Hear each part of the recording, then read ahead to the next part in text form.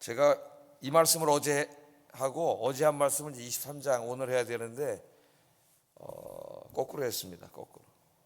왜 거꾸로 했느냐? 오늘 말씀은 제가 토요일 날 준비를 해놨어요. 지난주 토요일 날 설교를 많이 하기 때문에 이제 미리미리 틈틈이 안 해놓으면 못합니다. 다. 이제 월요일 날 또 시간을 좀 내가지고 어제 설교한 부분을 준비를 했어요. 그리고 어제 와서 깜빡하고 23장을 미리 했습니다. 상관은 없어요. 오늘 그래서 이제 다시 22장 16절 30절. 자, 22장의 핵심 주제 뭐라 그랬어요? 31절에 너희는 내게 거룩한 사람이 되라. 이게 핵심 주제라 그랬죠? 너희는 내게 거룩한 사람이 되라. 그 하나님 앞에 거룩한 사람이 되려면 우리가 어떻게 되느냐? 1절부터 15절까지는 경제의 영역에서의 거룩. 우리의 거룩은 꼭 하나님과의 어떤 영적인 부분에서의 거룩만을 의미하지 않습니다. 율법을 읽어보면 다양한 부분에서 거룩을 말하는데 경제의 영역에서 거룩, 이 문제를 다루면서 주로 이제 다른 사람에게 손해를 끼치거나 이런 일을 했을 때에 우리가 양심적으로 다 배상을 해야 되고 우리가 양심적으로 살아야 된다. 경제적인 영역에서 그게 거룩이다. 그렇게 공부를 했고요. 오늘은 이제 16절부터 30절까지는 이 도덕의 영역에서의 거룩을 다루고 있습니다. 이제 물론 끝부분에 약간 신앙의 영역에서 거룩도 있어요. 특히 오늘 이 도덕의 문제에 있어서의 거룩에는 이 성에 있어서의 거룩, 그리고 또 우리 인간 관계, 타인과의 관계에 있어서의 거룩, 이 문제를 다루고 있고, 그리고 끝부분에서 약간 그 신앙의 영역에서의 거룩, 하나님과의 관계에서의 거룩의 문제도 다루고 있습니다. 자, 먼저 성에 있어서의 거룩, 이 문제를 하나님께서 다루고 계신데요. 하나님의 백성들은 성생활에 있어서 거룩해야 한다. 이것을 말씀하면서 한 가지 예시를 하고 있습니다. 16절 17절 한번 읽어보겠습니다. 시작.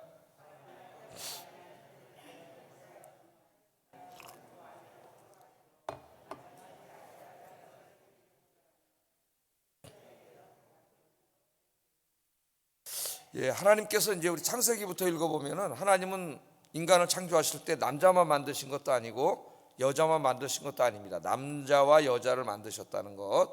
그리고 남자에게는 남자에게 가지고 있는 고유한 특성을 주셨고 여성에게는 또 여성들만이 가지고 있는 고유한 특성을 주셨어요. 서로가 가지고 있는 특성이 다른데 어느 것이 우열이 있는 게 아닙니다. 그래서 이 둘이 결혼을 해가지고 이 남성과 여성이 각각의 있는 특성을 최대한 발휘할 때에 온전한 관계를 이룰 수가 있고 온전한 사회를 만들 수가 있어요. 그래서 이런 관점에서 본다면 오늘날 이제 이 남성 우월주의도 잘못됐지만은 또 극단적인 페미니즘도 잘못됐다는 걸 우리가 알 수 있습니다. 하여튼 그 문제는 차치해 두고, 그래서 남성과 여성이 결혼을 해서 하나님께서 원래 계획하신 생육하고 번성하고 땅에 충만하게 하는 거룩한 백성들이 이제 땅에 충만하게 하는 그런 하나님의 계획을 세우셨죠. 그래서 하나님은 이 성 문제를 결혼 안에서 또 부부의 관계에서만 허락하셨습니다. 이걸 우리가 명심하는 게 굉장히 중요해요. 결혼 안에서 부부 안에서만 하나님이 이 성을 허락하셨습니다. 근데 오늘 이제 이런 경우가 발생하는 거예요. 인간끼리 살다 보니까 동네 안에서 이제 살다 보니까 이제 젊은이들이 이렇게 같이 자라면서 오늘 이제 이성의 눈을 뜨게 되고 이제 어떻게 돼요? 남성이 같이 멋있게 보이고 여성이 멋있게 보이고 이제 젊은이들 사이에 뭐 자연스러운 거죠. 그런 일들이 생기는데 그렇게 해서 이제 마음에 들면 어떻게 돼요? 나중에 이제 결혼을 해가지고 같이 부부가 돼서 이제 하나님 허락하신 가운데서 이 아름다운 성생활을 하면 되는데 그렇지 못하고 오늘 어떤 경우입니까? 결혼을 하지 않은 사람들이에요. 근데 오늘 뭐라 그래요? 사람이 약혼하지 않은 처녀를 꿰어서 동침하는 경우가 발생하는 거죠. 그러니까 강제로 이렇게 강간한 건 아닙니다. 그럼 범죄가 되는 거죠, 그 자체로. 이 남성이 뭐 이렇게 화술이 좋든지 아니면 뭐 어떻게든지 하여튼 동네 이렇게 이제 같이 자라다가 이제 이렇게 눈이 맞은 여성을 잘 꼬여내, 결혼할 때까지 참아야 되는데 잘 꼬여내가지고 이제 동침을 했을 경우에요. 그런 경우에 어떻게 해야 되느냐? 납폐금을 주고 아내로 삼을 것이요 그랬습니다. 납폐금이라고 하는 건 이제 결혼 지참금이에요. 오늘날은 뭐 그런 게 없지만은 이 시대에는 아내를 데려오려면 그 아버지에게 결혼 지참금을 줘야 됐습니다. 그래서 결혼 지참금을 내고 아내로 삼아라 이렇게 얘기를 했어요. 그러니까 이거는 뭐예요? 이 젊은이들이 이 성이라고 하는 것을 어떤 순간적인 쾌락이나 즐거움이나 이런 것으로 사용할 수 없다는 거예요. 만일 그 여성이 동의를 했더라도 약혼도 안 했는데 동의를 해서 이런 관계를 갖게 되면은 그 자체를 이미 하나님 뭐로 여기시는 거예요? 그 결혼으로 여기시는 거예요. 결혼. 그 자체가 이미 결혼한 거예요. 왜? 하나님은 성이라고 하는 것을 부부 사이에서만 허락하셨기 때문에 이걸 그냥 나는 이제 그냥 요새 우리 많은 젊은이들이 생각하는 것처럼 또 많은 지식인들이 생각하는 것처럼 그냥 뭐 악수한 거나 그거나 뭐가 다르냐. 그래서 이렇게 주장을 합니다. 사람들이. 그래서 우스갯소리로 처녀와 청과가 결혼해서 아이를 낳으면은 천연기념물이라 그러는 이런 참 안타까운 얘기가 우리 사회에 퍼져 있는 거죠. 그런데 하나님은 뭐라 그랬어요? 그것은 이미 결혼한 거나 마찬가지예요. 물를 수 없어요. 그래서 정상적으로 결혼할 때와 똑같이 그 아버지의 신부의 아버지에게 결혼 지참금을 주고 평생에 자기 아내로 삼아야 됩니다.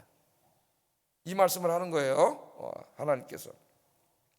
자, 그런데 이런 경우가 또 발생해. 그래서 이제 그 집이 다 동의해가지고 그래 이제 결혼해서 잘 살아라. 결혼 잘 살면 상관이 없는데 이 여성의 아버지가 보니까 저놈 자식 저건 바람꾼이야.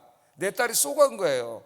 하는 짓이 맨날 여기저기 이렇게 여성 편향이 있고 이런 사람이야. 도저히 딸을 줄 수가 없어요. 내 딸이 속은 거예요. 잠깐 저거한테 도저히 난 못 준다. 난 결혼 못 시켜. 그럴 수가 있죠. 아버지가. 자, 그런 경우는 어떻게 하라 그랬어요? 만일 처녀의 아버지가 딸을 그에게 주기를 거절하면 그건 결혼은 강제로 할 수 있는 게 아니잖아요. 그런 결혼을 안 한 게 그 남자에게 책임이 있는 건 아닙니다. 자기가 그런 일을 해놓고 난 몰라 그냥 순간 쾌락을 했을 뿐이야.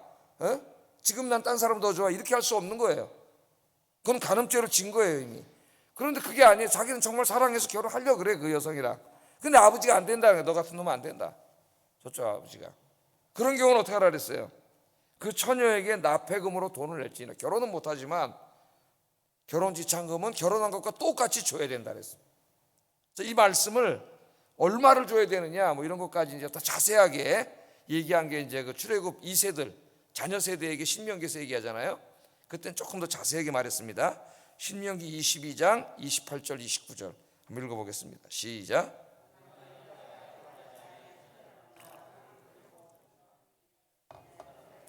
그 동침한 남자는 그 처녀의 아버지에게 은 50세겔을 주고 그 처녀를 아내로 삼을 것이라. 그가 그 처녀를 욕보였은즉 평생에 그를 버리지 못하리라. 아멘.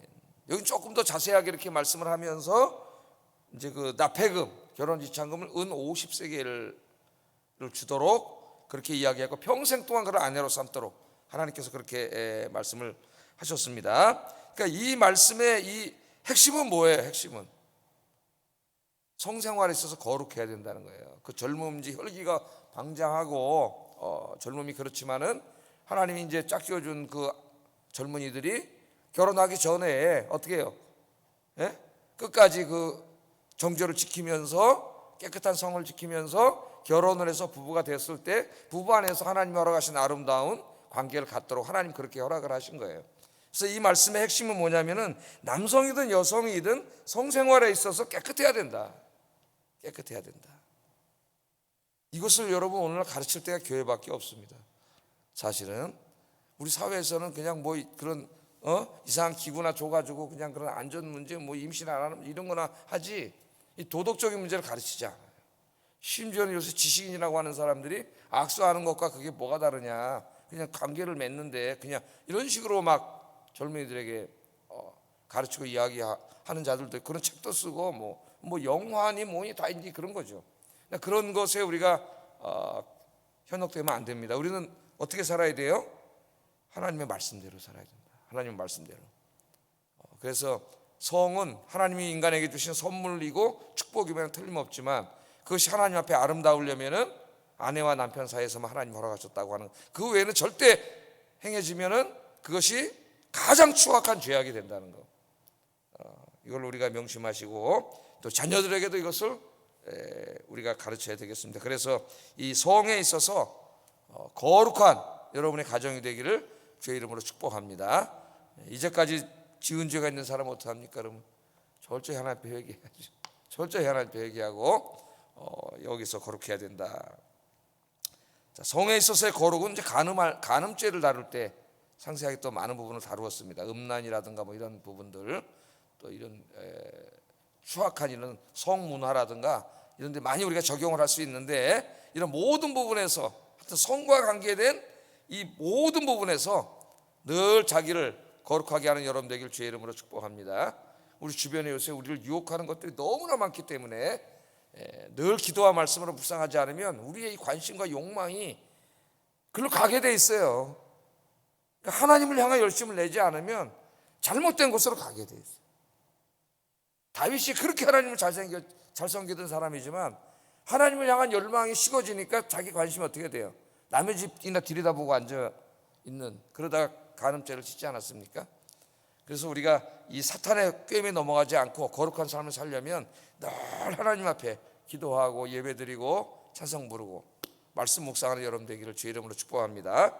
자, 두 번째는 인간관계에 있어서의 거룩. 우리가 이제 많은 사람들 이렇게 만나잖아요. 혼자 살지는 않습니다. 무인도에 가서 사는 거 아니잖아요. 그러니까 많은 사람들을 만나는데 이 관계 속에서의 거룩의 문제를 다루고 있어요. 그 인간관계에서의 거룩은 뭘까? 하나님과의 거룩, 그럼 얼른 쏙 들어옵니다. 또 성 문제에 있어서의 거룩, 얼른 쏙 들어와요. 경제 문제에 있어서 거룩도 이렇게 쏙 들어오고, 인간관계에 있어서 거룩은 뭘까? 이제 보세요. 우선은 사회적 약자들, 나보다 약한 사람들과의 관계의 문제를 다루고 있습니다. 이제 우리가 하나님이 우리에게 주신 율법의 말씀을 읽어보면 가난하고 힘없는 사람, 이 사회적 약자들에 대해서 하나님이 굉장히 관심을 많이 갖고 있고, 그들이 억울한 일 당하지 않도록 하나님이 많은 사회적 안전장치를 두셨다는 걸 알 수 있어요. 오늘날 이게 국가가 이걸 배워야 되는 거죠. 단지 무슨 정치적인 인기를 얻기 위해서가 아니라 정말 국민을 사랑하는, 어렵고 힘든 국민을 사랑하는 마음으로 해야 되는 거죠. 모든 정책도. 자, 21절 23절 한번 읽어보겠습니다. 시작.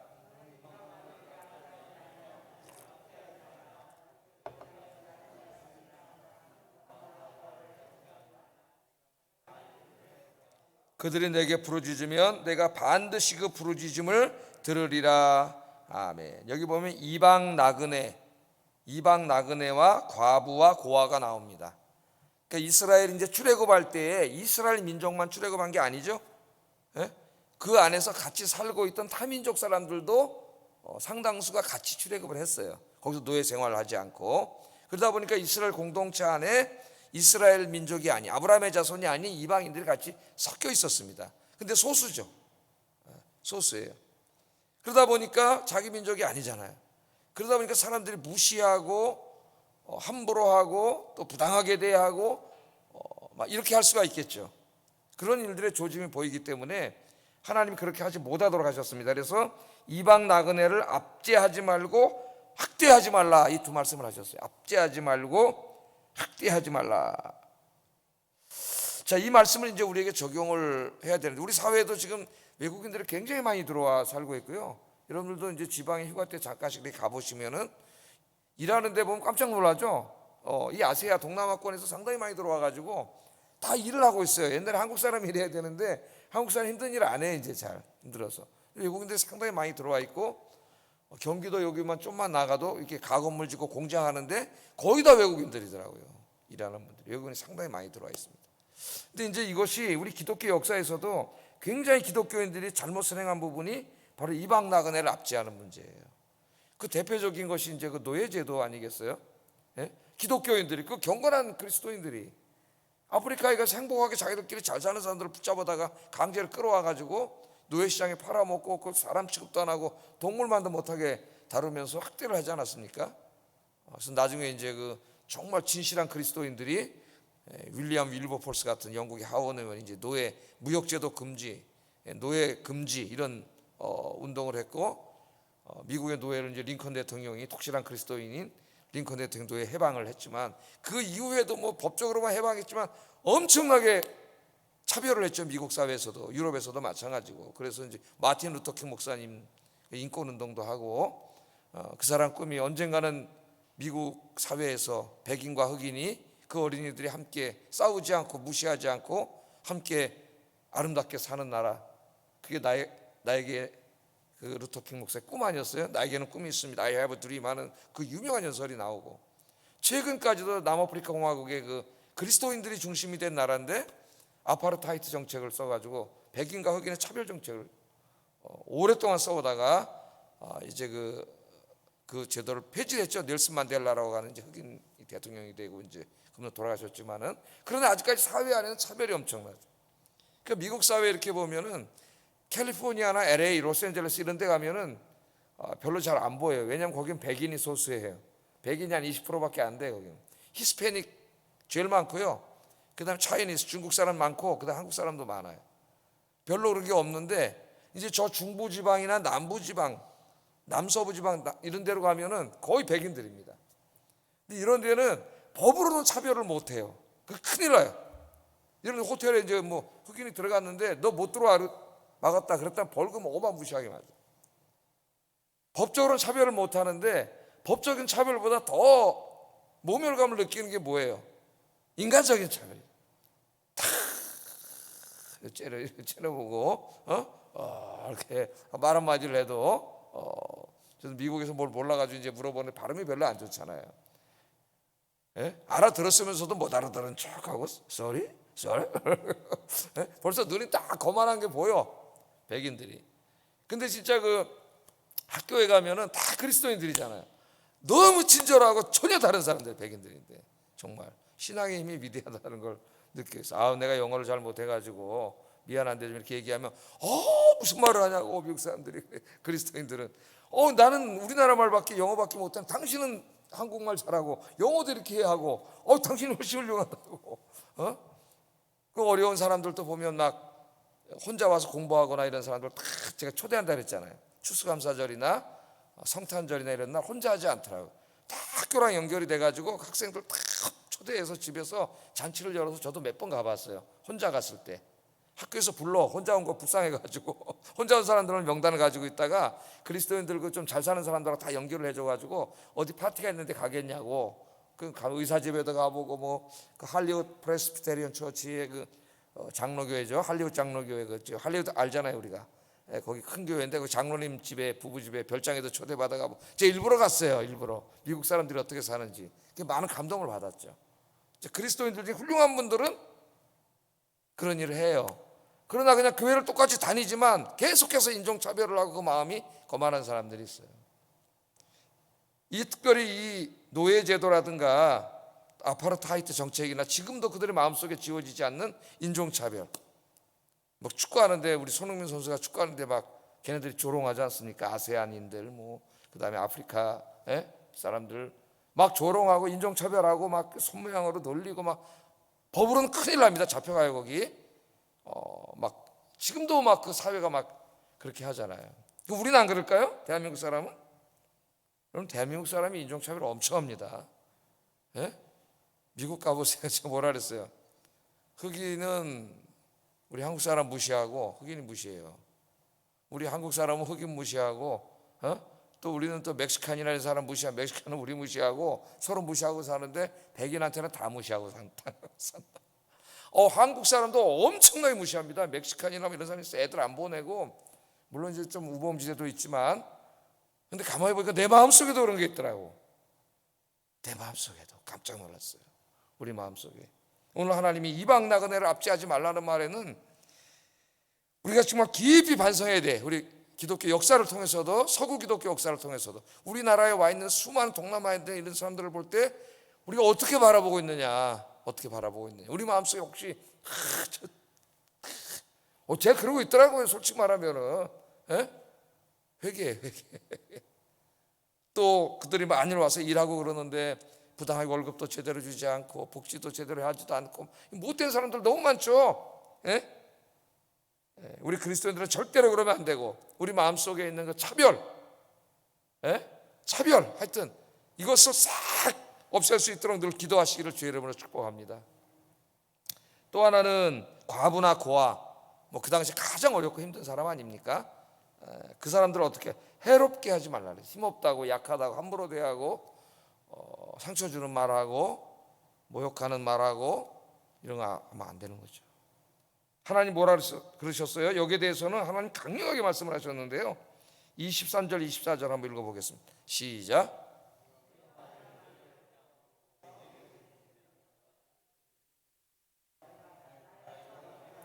내가 칼로 너희를 죽이리니 너희의 아내는 과부가 되고 너희 자녀는 고아가 되리라. 엄청나게 강력하게 하나님 말씀하셨죠. 힘없고 약하다고 함부로 하고 함부로 대하면은 하나님 어떻게 한다 그랬어요? 그들이 기도해. 그래서 그러면 하나님이 내가 그 부르짖음을 반드시 듣는다 그랬습니다. 그래서 내 노가 맹렬해서 내가 칼로 너희를 죽인다 그랬어요. 그래서 너희 아내가 과부가 되고 너희 자녀가 고가 되게 하겠다. 하나님 강력하게 말씀하셨습니다. 그래서 우리 그리스도인들은 늘 우리 마음속에 주님의 마음을 담고 약하고 힘없고 가난하고 소외되고 그런 분들에게 진정한 인간으로 그들을 대하고 진정한 따뜻한 마음으로 대하고 한 인간으로 하나님의 형상으로 사랑으로 대할 수 있는 여러분 되기를 주의 이름으로 축복합니다. 또한 이웃들에게 자비를 베푸는 것이 거룩해요. 자비를 베푸는 것. 26절 27절 읽어보겠습니다. 시작.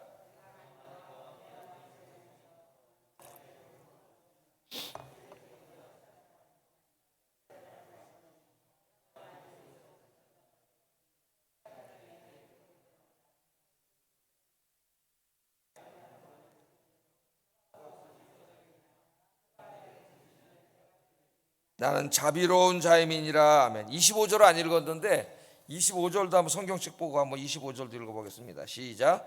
내가 만일 너와 함께한 내 백성 중에서 가난한 자에게 돈을 구워주면 너는 그에게 채권자 같이 하지 말며 이자를 받지 말며. 이 말씀도 있습니다. 여기서부터 읽어야 돼요.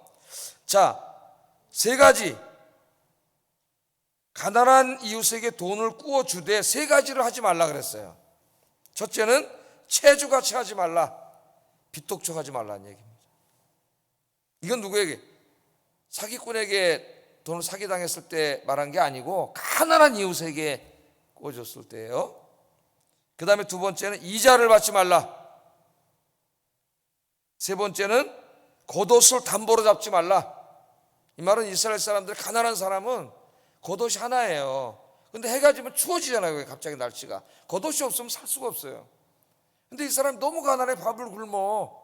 그래서 아침에 와서 내가 이 돈을 갚을 테니까 이 겉옷이라도 자꾸 좀 주시오. 그래서 이제 전당포 생각하시면 됩니다.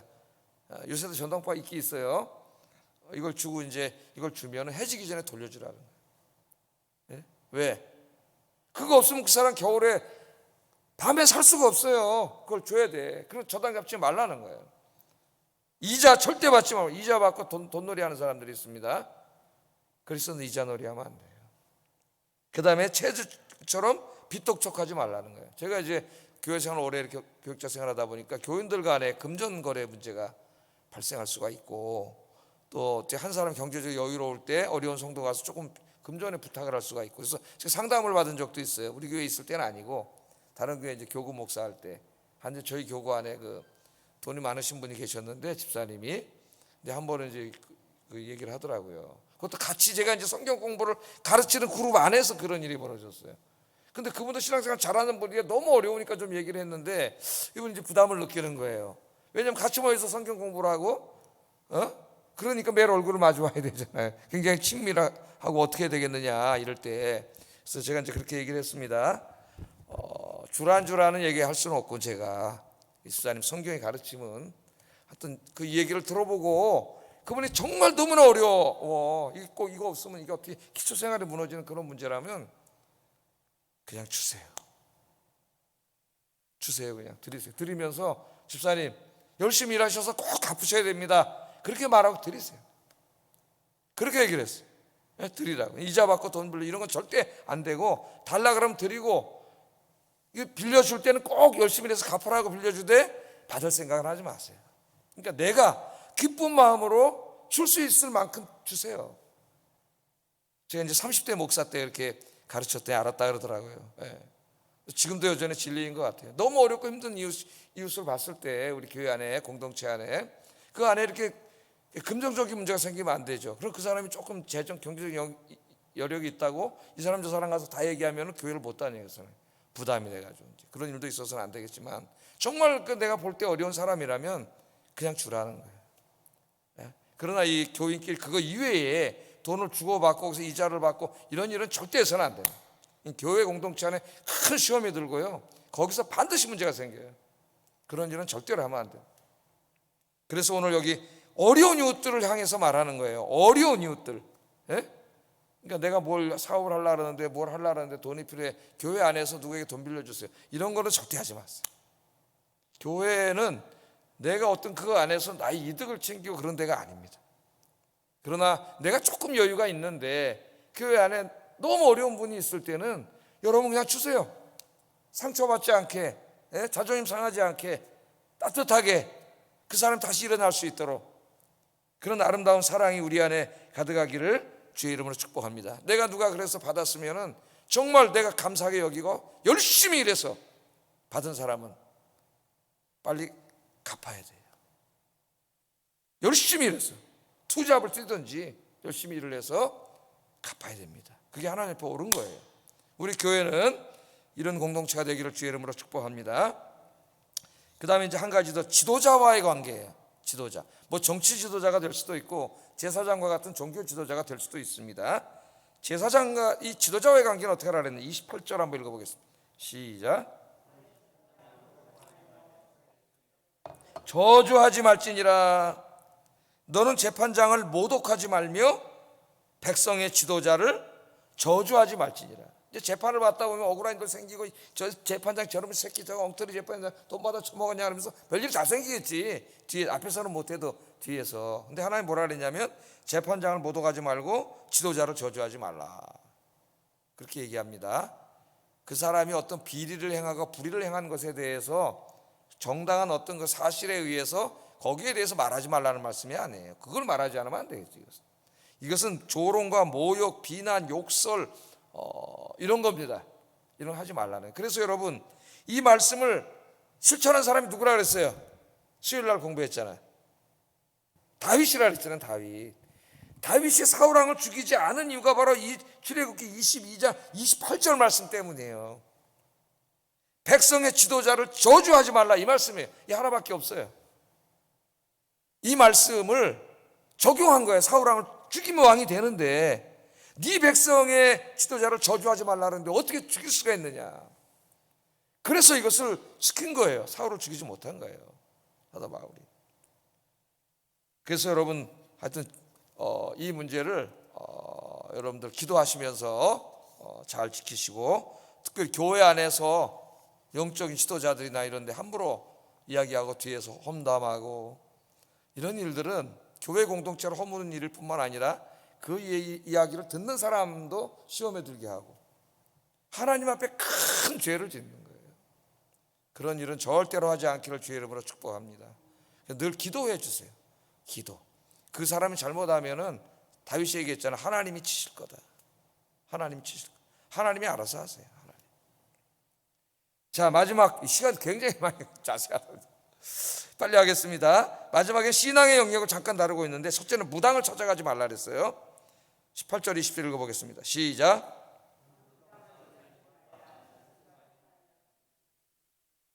여호와 외에 다른 신에게 제사를 드리는 자는 멸할지니라. 이거는 이때는 신정 사회고 우리 민주화된 사회에서 무당들이 많은데 무당 찾아가서 다 죽이면 안 되겠죠. 또 종교가 다르다고 어떤 산에 가다가 이제 남의 뭐 절이나 이런 데 갔다 막 빨간 걸로 칠해놓고 십자가 그려놓고 하면 돼야 안 돼요? 절대 하면 안 돼요. 이 말씀 보고 파괴하라 그랬네. 가서 거기다 빨간 걸로 칠해놓고, 그때는 이스라엘은 신정 사회이고 이 민주주의 사회 안에서 그렇게 하면은 종교 전쟁이 일어납니다. 우리나라는 불교와 기독교 대등한 세력으로 있어요. 이렇게 두 거대한 종교가 대등한 세력으로 있으면서 이렇게 서로 안에 이렇게 폭력과 갈등이 일어나지 않는 것은 참 감사한 거예요. 우리 사회가 막 성숙했다는 거예요. 그러므로 저 사람들은 어떻게 우리가 변화시켜야 돼요? 복음을 전함으로, 할렐루야, 복음을 전함으로 멸시키는 거예요. 무당이 없어지게 하는 거죠. 무당 점쟁이 찾아가는 사람이 있을까? 엄청 많습니다, 여러분. 권사들도 엄청 많아요.